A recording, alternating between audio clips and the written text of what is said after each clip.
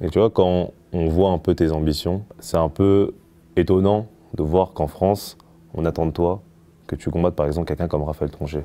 Aujourd'hui, ça sert à rien en fait. Moi, je veux une autre ceinture. J'ai été champion de l'Union européenne, donc ceinture de champion de France, ça m'intéresse pas, tu vois. Et le combat, il s'est pas fait à cause d'un problème de cachet. À cause d'un problème d'ego. Tu m'as jamais vu, c'est la première fois que tu me vois. Maintenant, tu me sens et là, maintenant, tu vois qui est en face de toi. Je suis pas Johan, moi. Y a pas de trash talking, mais à un moment donné, fais tes bisous, fais. Tu vois. Si vous voulez pas être moins payé que toi. En fait, le truc, c'est comme je t'ai dit, en boxe, t'as des gens qui sont intelligents et des gens qui sont bêtes. Dans le sport, marketing, c'est comme ça que ça marche. En fait, businessment parlant, je sais qu'on n'a pas la même valeur, tu vois.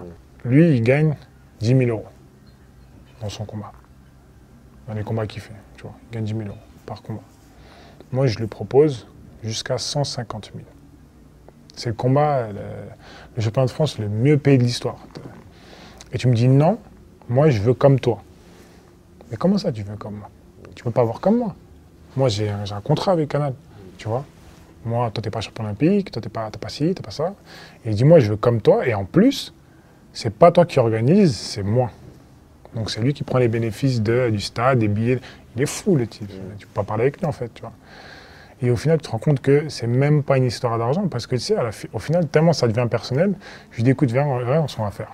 On va prendre ton cachet, mon cachet, on va les mettre ensemble, et celui qui gagne, il prend. Même ça, c'était pas suffisant.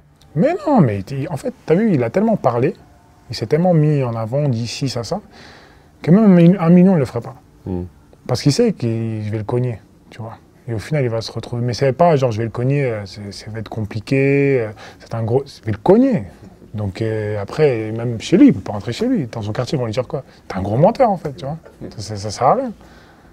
En vrai, c'est quand tu connais un minimum, tu peux pas parler avec lui.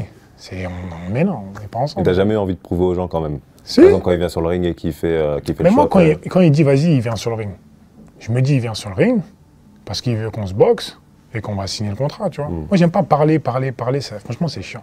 Donc quand il vient, je dis ok. Du coup, le lendemain, on lui envoie la proposition de contrat. Bah non.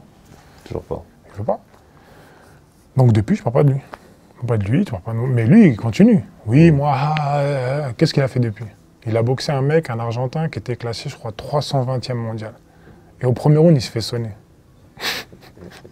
Au premier round, le con, il se fait sonner. Non, il est nul. Franchement, sincèrement, c'est comme si tu me dis, l'équipe de FC Chamonix qui dit au PSG, on va vous battre.